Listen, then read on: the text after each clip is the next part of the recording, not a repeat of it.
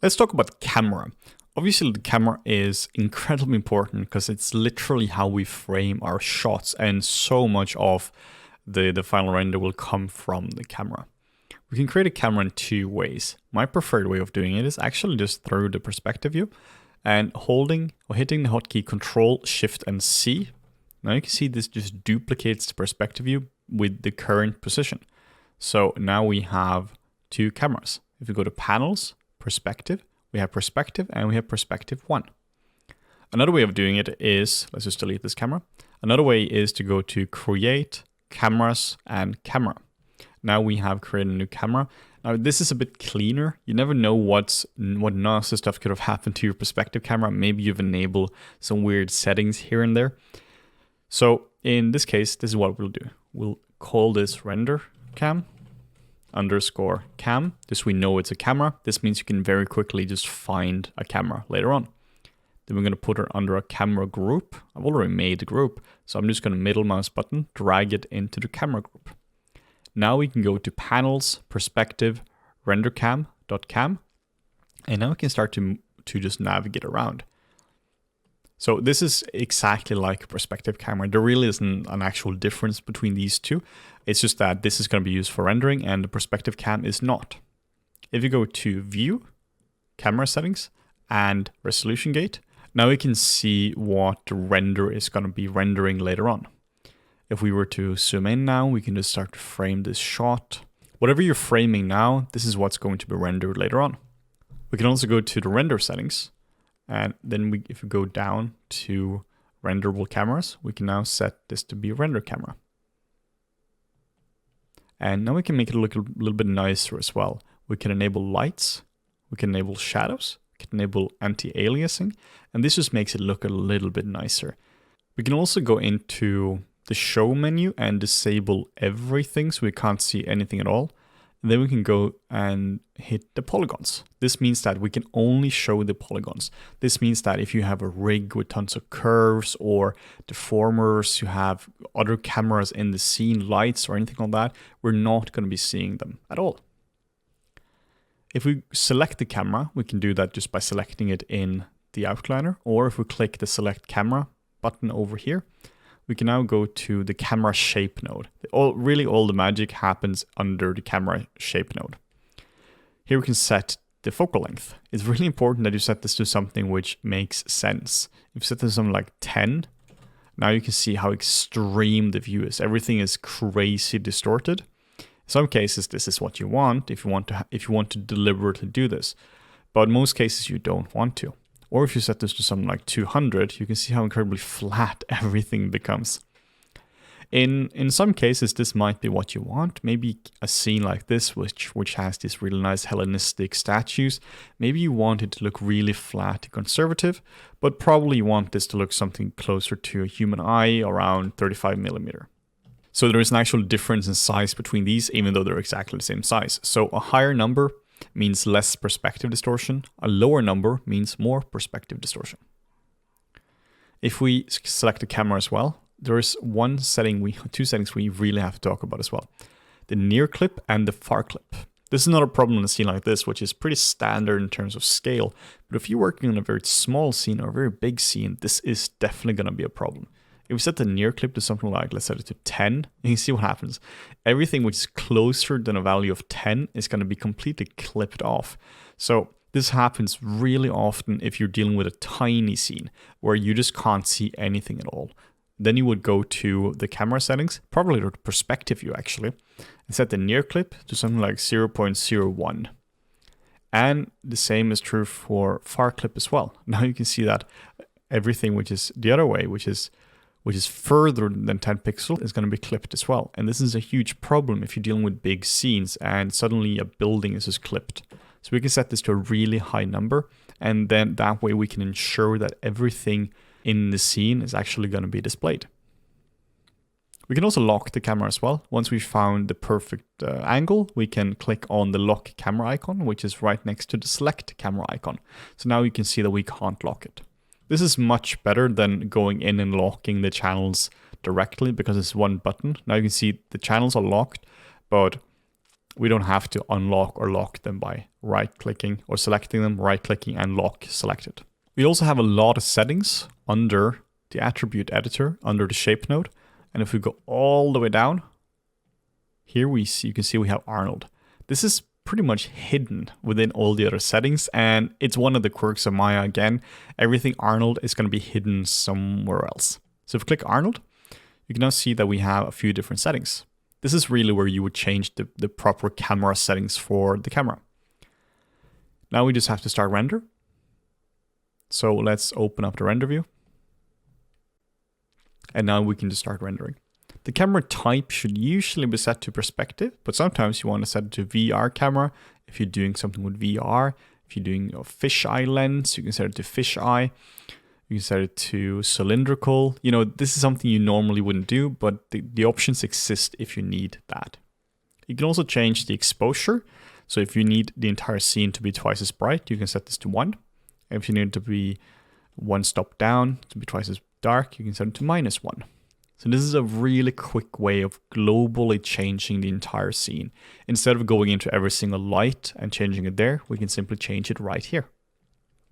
-2 to make it super dark.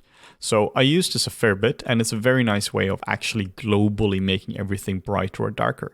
Then we have depth of field. Depth of field is a really cool feature which essentially blurs what's not in focus. This is similar to how a real camera works. So let's zoom in on the central girl.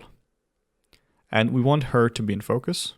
Actually, let's move these two guys a little bit closer so it's a bit more clear what's going on. So in this case, we want this character to be in focus. Oh, a little tip as well, which I forgot to tell you, is if we go to show, we can now deselect selection highlighting so that, or unselected, so that whatever is selected is not going to affect what we're seeing in the viewport. So if we have something dense, it's not going to mess up and look ugly and green.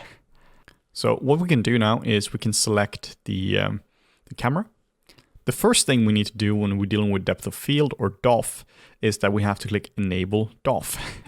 So now that it's enabled, we can adjust the focus distance and the aperture size. The first thing I'll do is that I'll change the focus distance. It's hard though to know where our focus should be. Currently it's just set to a number 5 and we don't actually know where that is. That could be here or it could be a kilometer away, like in terms of the scene. We don't actually know how big this is. So in order to see where focus is, we can get this very nice GUI up, like I already have enabled. And we can get this enabled by going to display, heads-up display, and object details. And that's going to give us this very important bit of information which says distance from camera. So now if we were to select our character, it's not, you can't see it selected, but it is selected. We now see that it's a distance of 3.9, but I don't trust this exactly because when we're dealing with depth of field, we want this to be exact. We don't actually know where on the camera, or where in a character this is selecting from. Is it selecting from the front or the side? This is pretty important when we're dealing with this. So a little tip is that we can create a locator. Create, locator. And now we have a locator in our scene.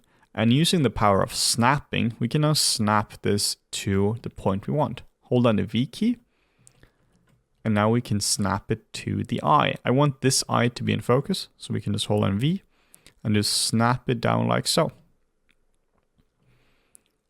So nothing has happened yet because we haven't actually input the size or the distance. But now we can see that distance from camera is 2.4. And we can't see it because we disable locators. And it's also not going to render because it's a locator. A locator can't render, which is why this is really useful. So you start to see the advantages of only having polygons. The render view looks really nice and clean, and it's not going to be rendering anything nasty like the locator. So now if we set the distance to 2.4,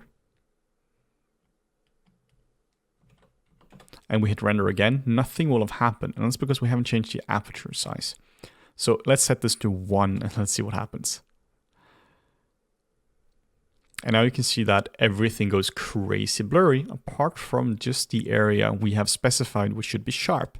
Obviously, this is absolutely crazy, and we can't have this be set to 1. So let's try halving this and see what happens. And we can again half it. We can set it to something like 0.2, 0.1, 0.05. And we're just getting to a point where we're getting into some acceptable numbers when it comes to the depth of field. We can also set the aperture blades as well. I prefer setting this to 5, which gives us this really nice pentagon, which instead of it just being circular, it gives us actual 5 blades on the depth of field. Now, something we have to be aware of when it comes to depth of field is that it's going to be very noisy. And the only way we can fix the noise is by going to Arnold Renderer and setting the camera raise up so that we have a lot more than 1. Currently, this is set to 1, which gives us 1 sample, which is crazy low. But we can set this to something like 5, and that's going to give us a lot nicer results. Now you can see that we have a much nicer render than what we had before. But the only way, again, to make this even less noisy is to just keep increasing this number. And this is one of the annoying things, is that we don't actually have motion blur or depth of field samples or camera samples in general.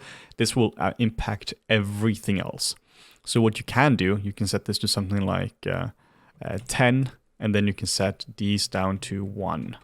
Because now you're getting really high number of camera samples, but you're not actually getting really high numbers for something else. The only thing we care about is really the final sample number here. And this is why Arnold is so intuitive to work with, because now we can just control it with very simple numbers, and this just drastically simplifies our approach. We don't have to go through 20 different settings. And there we go. Now we have a pretty nice and clean result. And again, the only way to get this cleaner is to keep amping these numbers up. So the camera is really nice and easy to actually work with. We have the vast majority of settings we need right under the Arnold tab under Shape Node. We can change this enable depth of field by simply clicking the button, setting the focus distance by using a locator, which is snapped to a point with object display just enabled, so we can see where it actually lives. And like we mentioned in one of the last chapters, if we want motion blur, we enable motion blur under the render settings. This is a bit arbitrary if this is under the render settings or if it's under the actual camera. Depth of field could have also been under the render settings as well, but it's under the camera.